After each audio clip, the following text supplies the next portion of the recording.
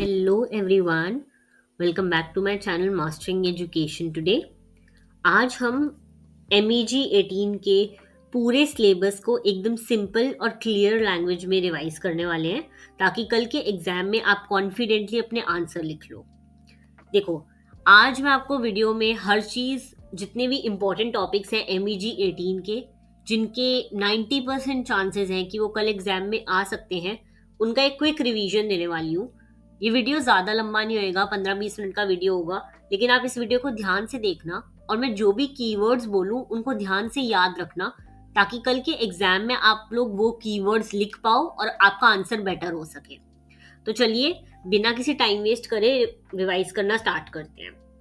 देखो, सबसे पहले हम बात कर लेते हैं अमेरिकन पोइट्री की। अमेरिकन पोइट्री है क्या? अमेरिकन पोइट्री उन राइटर पर बेस्ड है जिन्होंने अमेरिका की आइडेंटिटी को शेप किया। जैसे कि इसमें मेजर नाम आ जाता है वॉल्ट विटमैन का, जो डेमोक्रेसी और सेल्फ एक्सप्रेशन को सेलिब्रेट करते हैं। एमिली डिकिंसन का, जो डेथ और इनर लाइफ को एक्सप्लोर करती हैं।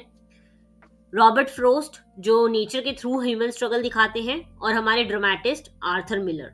ये सारे जितने मैंने नाम लिए ना, ये बहुत इंपॉर्टेंट हैं, आपके पेपर में आ सकते हैं। अमेरिकन पोइट्री में हम बेसिकली ये समझ रहे हैं कि कैसे अमेरिका में पोइट्री और लिटरेचर आया था। पहले तो बहुत पुराने टाइम की जैसे चीज़ें लिखी होती थी, अब वैसी नहीं है, अब मॉडर्न टाइम में लिखी जा रही है। तो वो सब कौन लेकर आया अमेरिका में, इसकी हम बात करने वाले हैं इस MEG 18 के रिवीजन में। तो चलिए स्टार्ट करते हैं। सबसे पहले हम सिलेबस के 4 मेन एरियाज देखने वाले हैं।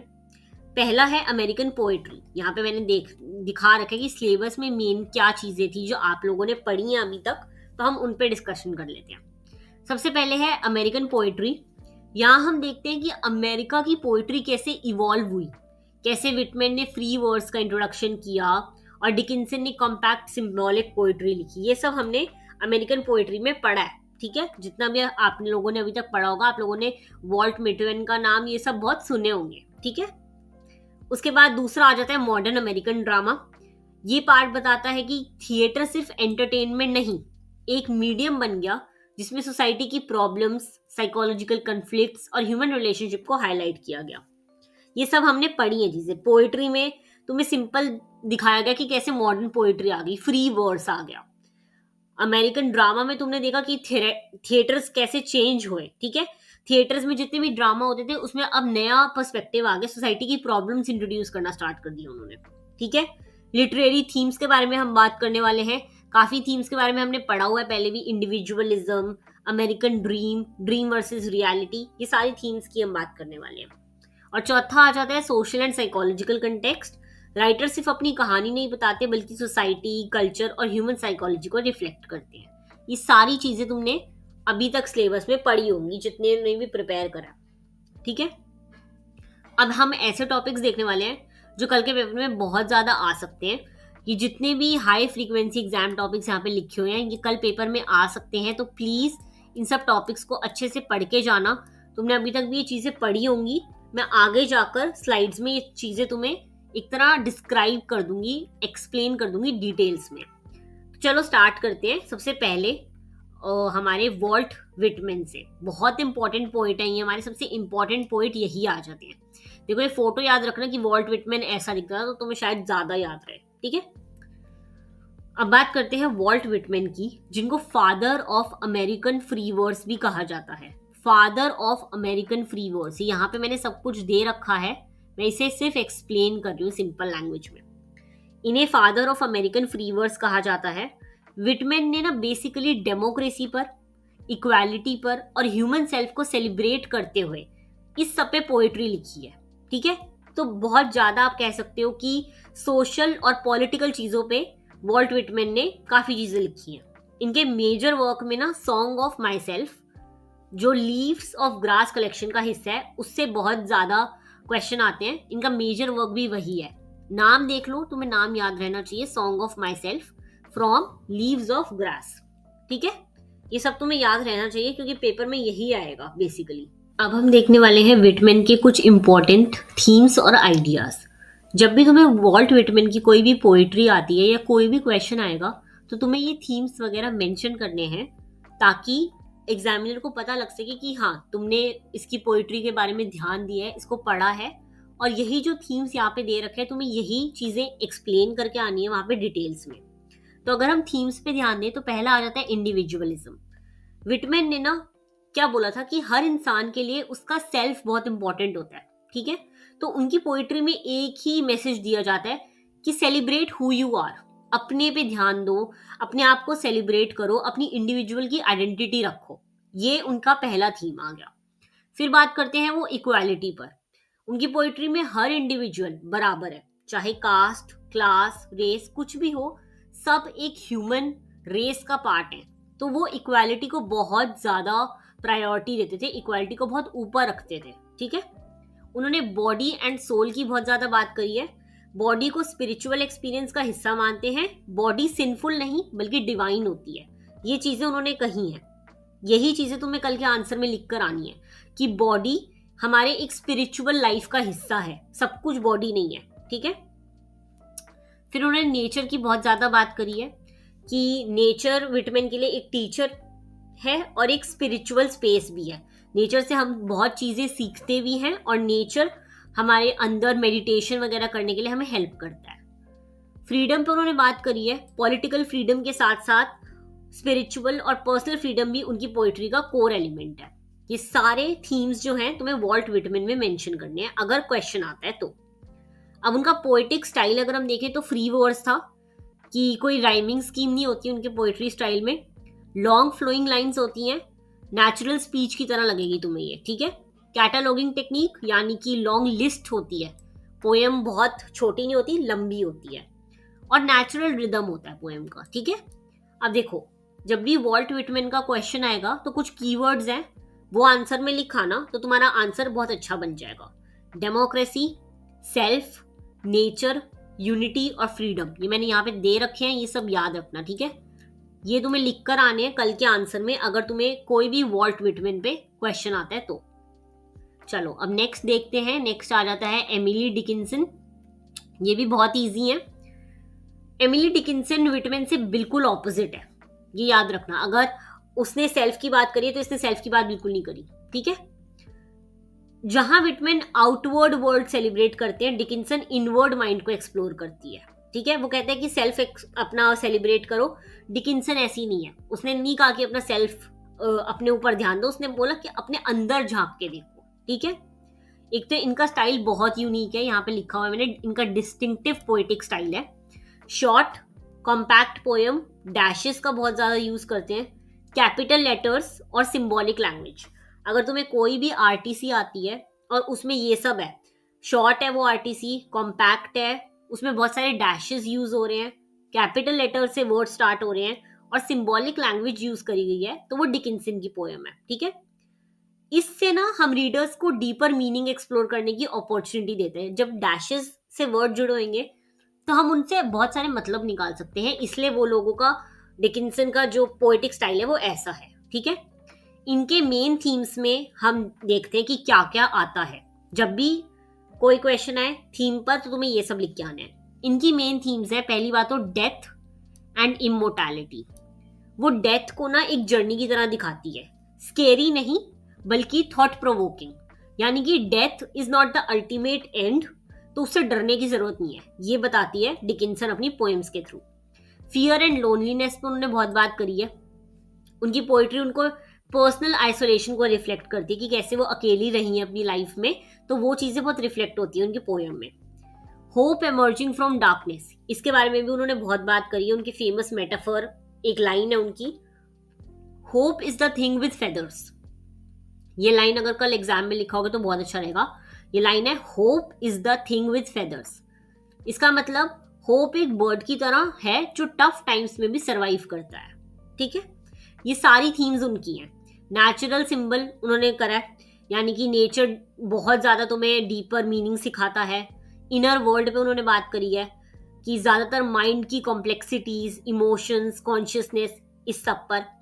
तो अगर ये सब आता है तो तुम्हें ये सब याद रखना है, ये उनकी मेजर थीम्स हैं, ठीक है। अब एग्जाम के कीवर्ड देख लो। सेंट्रल मैंने प्री ऑक्यूपेशन बता दी तुम्हें, विटमैन से बिल्कुल अलग है उनका, ठीक है। एग्जाम की कीवर्ड्स क्या हैं, अगर कोई भी पोएम आए तो ये अपना मतलब डिकिंसन की पोयम है तो ये लिख के आना है तुम्हें आंसर में।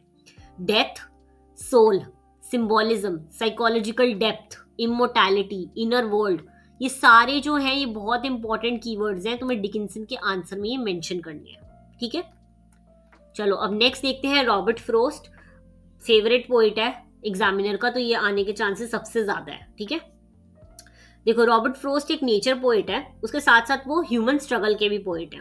तो ये दो चीजों पे लिखते हैं, नेचर और ह्यूमन स्ट्रगल।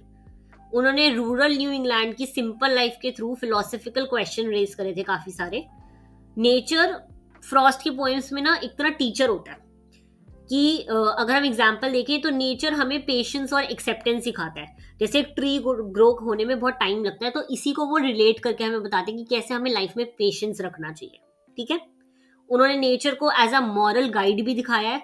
जैसे एग्जाम्पल अगर मैं देखूं, एक स्नो कवर्ड वुड्स है तो वो लिख देंगे स्टूपिंग बाय वुड्स। तो आपको ना जैसे कि मॉरल हेजिटेशन रिफ्लेक्ट करता है कि अगर एक स्नो कवर्ड माउंटेन होगा तो तुम सोचोगे इसे हमें पार करना चाहिए या नहीं, तो मॉरल हेजिटेशन दिखाना, ये सब इसकी थीम्स हैं, ये याद रखना। ठीक है, साइकोलॉजिकल मिरर शो करते हैं वो कि नेचर कैरेक्टर्स के इमोशंस को मिरर करता है। अगर वुड्स लोनली है तो कैरेक्टर भी लोनली फील करेगा, ऐसा उन्होंने दिखाया अपनी पोएम्स में। अब इनकी पोएम्स की मेजर जो थीम्स मैंने आपको बताई हैं कि क्या क्या होती हैं, यहाँ पे दे रखी है। एक तो चॉइस एंड डिसीजन पे बात करी है। इनकी बहुत फेमस पोएम है द रोड नॉट टेकन, हमने स्कूल में भी पढ़ी है। तो इसमें वो बताते हैं कि रोड लाइफ के डिसीजन का सिंबल बन जाता है, हर चॉइस हमें एक नई डायरेक्शन देती है।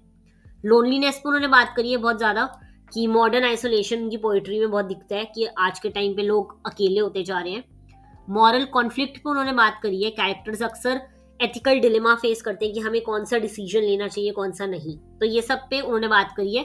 तुम्हें ये सब चीज़ें याद रखनी है और इनकी बहुत फेमस पोएम भी याद रखनी है, द रोड नॉट टेकन। ठीक है, इस सब पे काफ़ी ज़्यादा नेचर का रोल है, ह्यूमन स्ट्रगल पे बहुत ज़्यादा बात करी है रॉबर्ट फ्रोस्ट ने। ये चीज़ें याद रखना, पेपर में कल आ सकती हैं। नेक्स्ट अब देख लेते हैं, नेक्स्ट आ जाता है आर्थर मिलर, बहुत इंपॉर्टेंट है ये भी। आर्थर मिलर अमेरिकन ड्रामा के एक इम्पॉर्टेंट नेम है। उन्होंने ट्रेजेडी को किंग्स और एरिस्टोक्रेट से निकालकर एक ऑर्डिनरी सेलमैन की लाइफ में डाला था। यानी कि जो ये बड़ी बड़ी चीज़ें होती है ना, ट्रेजेडी, किसी का मरना, ये सब पहले के टाइम पे किंग्स वगैरह से एसोसिएट करा जाता था, रादर देन एक कॉमन मैन से नहीं करा जाता था। तो इन्होंने क्या करा था, इनकी एक पोएम थी डेथ ऑफ अ सेल्समैन, उसमें इन्होंने ना एक बंदे के बारे में बात करी थी, विली लोमैन, जो एक सेल्समैन था। तो उन्होंने उस ऑर्डिनरी सेल्समैन की डेथ को बहुत एग्जेम्पलीफाई करके बताया था। ठीक है, इस प्ले में मिलर अमेरिकन ड्रामा को डीकंस्ट्रक्ट करते हैं। जो ड्रीम कहता है कि अगर आप हार्डवर्क और चार्म रखते हो तो सक्सेस गारंटीड है, ये इन्होंने बताया था अपने मेन जो विली लोमैन वाले इनका ड्रामा है डेथ ऑफ अ सेल्समैन, उसमें बताया था अमेरिकन ड्रीम के बारे में। अमेरिकन ड्रीम के अकॉर्डिंग सक्सेस का प्रॉमिस सबके लिए इक्वल नहीं होता, अगर तुम हार्डवर्क करोगे तो ही तुम्हें सक्सेस मिलेगा। ठीक है, इल्यूजन ऑफ सक्सेस भी बताया था उन्होंने। जैसे कि इसमें उन्होंने बताया था विली लोमैन के अकॉर्डिंग कि विली अपनी लाइफ के हार्श रियलिटी को एक्सेप्ट नहीं करता था, वो इल्यूजन में जीता था। एक तरह हम जो आजकल बात करते हैं सारा जेनजी बात कर रहा होता है डेल्यूजनल वर्ल्ड की, वैसे। ठीक है, तो ये सब हमने पढ़ा हुआ है विली लोमैन का, उसकी बहुत फेमस जो इनकी बुक है उसमें, death of a salesman. Middle class tragedy पे उन्होंने बात करी है इसमें कि ऑर्डिनरी लोग भी प्रेशर और फेलियर के बर्डन से टूट जाते हैं।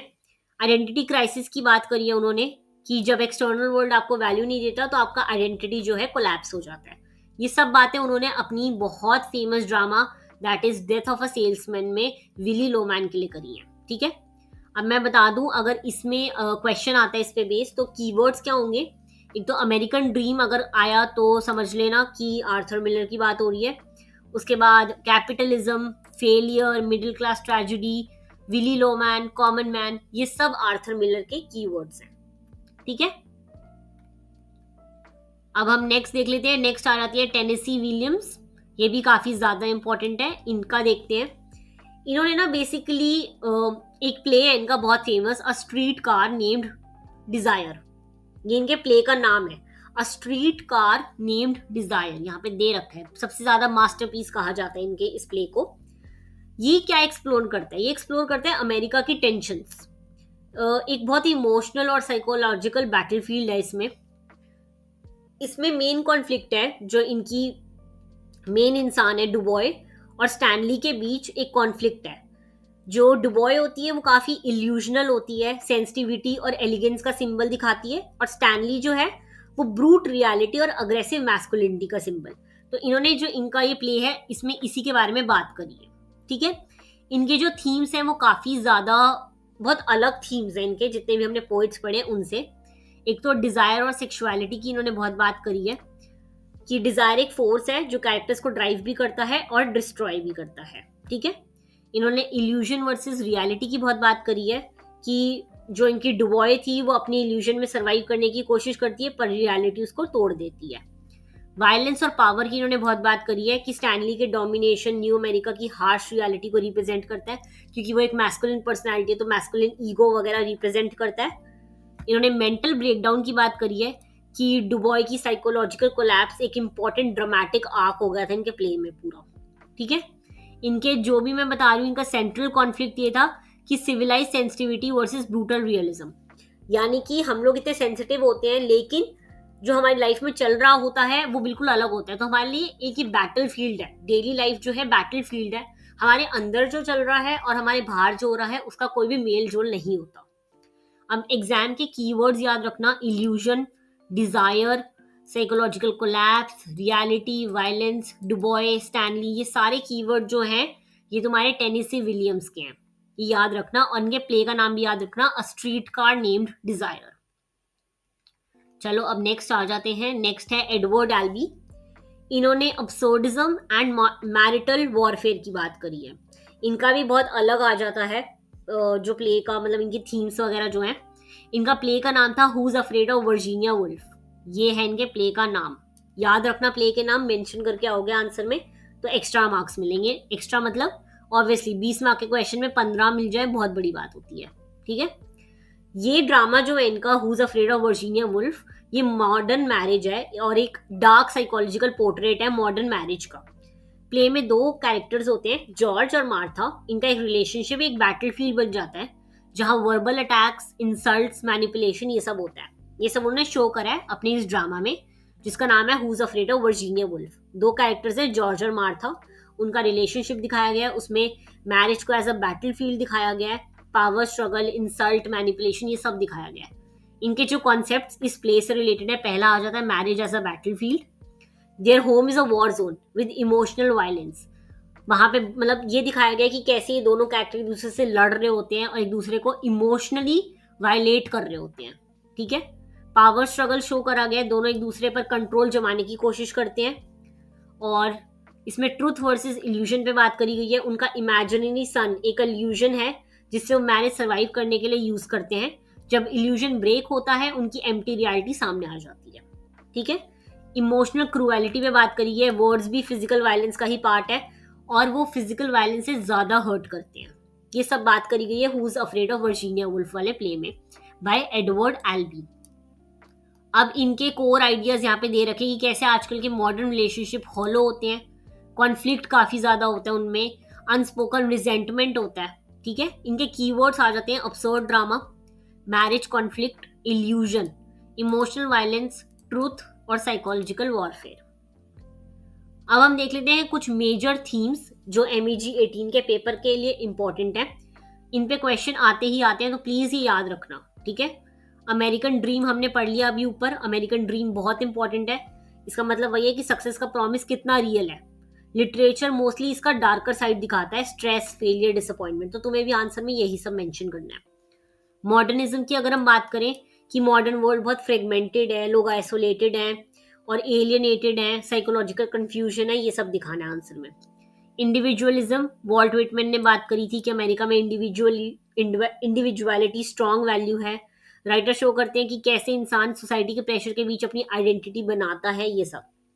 ड्रीम वर्सेस रियलिटी, इसमें कैरेक्टर्स के ड्रीम्स उनके हार्श रियलिटी से क्लैश करते हैं। ये थीम ड्रामा में और पोइट्री में दोनों में बहुत ज्यादा मिलता है हमें। तो ये चार ऐसे थीम है जो बहुत इंपॉर्टेंट है पेपर के अकॉर्डिंग, तो ये चारों अच्छे से पढ़ के जाना। अब आज के अगर हम हिसाब से देखें तो तुम्हें देखो रात में बैठ के क्या करना है, पहले तो ये वीडियो देख लेना, मोर देन इनफ हो जाएगा, काफी कुछ रिवाइज हो जाएगा। जो राइटर्स तुम्हें रखने हैं याद अपने दिमाग में, एक तो विटमैन। ठीक है, विटमैन के थीम तुम्हें मैंने बता दिए सारे। डिकिंसन याद रखना है, नेचर का पोइट है फ्रॉस्ट, और ड्रामेटिस्ट याद रखने हैं मिलर, विलियम्स, एल्बी। ठीक है। मेमोराइजेशन लिस्ट देख लो, 4 राइटर के नेम पता होने चाहिए, उनके थीम पता होने चाहिए, 2 कैरेक्टर्स पता होने चाहिए और 3 लिटरेरी कीवर्ड याद रखने हैं। ठीक है। उसके बाद तुम्हें core themes, American dream, modernism जो हमने ऊपर पढ़ी है, ये चारों अच्छे से आने चाहिए, इस पर क्वेश्चन आ सकता है। ठीक है। आंसर राइटिंग देखो कैसे करनी है। पहले एक इंट्रोडक्शन लिखना है कि किसके बारे में बात हो रही है, क्या ड्रामा का नाम है, क्या पोइट है, क्या ड्रामेटिस्ट का नाम है, ये सब एक्सप्लेन करना है कि क्या हो रहा है इस क्वेश्चन में। टेक्स्ट का रेफरेंस अगर दे पाओ तो वो दे देना।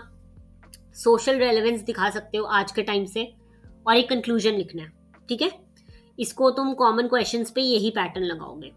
बाकी जो मोस्टली रिपीटेड क्वेश्चंस है वो मैंने यहाँ पे दे रखे हैं। एक तो थीम बेस्ड क्वेश्चन आते हैं बहुत ज़्यादा, ये 3 थीम्स हैं, ये ज़रूर पढ़ के जाना, मैंने पढ़ाई भी है ऊपर। कंपैरिजन आ जाएगा 2 किसी भी पोइट्स का, राइटर्स का। कैरेक्टर बेस्ड क्वेश्चन आ जाते हैं, विली लोमैन जैसे बहुत फेमस हमने पढ़ लिया, और डुबॉय वगैरह इन पर। और कॉन्सेप्ट बेस्ड क्वेश्चन आते हैं, dream versus reality, tradition versus modernity. मैंने मोस्टली चीज़ें तुम्हें इन सारे पीडीएफ के थ्रू, इस सारी पीपीटी के थ्रू समझा दी है। इतना कर लोगे तो भी इनफ है। बाकी कोई डाउट्स हो तो नीचे मेरे से पूछ लेना। And all the very best for your exam. कल आके मुझे ज़रूर बताना कि पेपर कैसा हुआ, और हो सके तो प्लीज़ मेरे टेलीग्राम ग्रुप में पेपर भेज देना। Thank you so much, all the very best.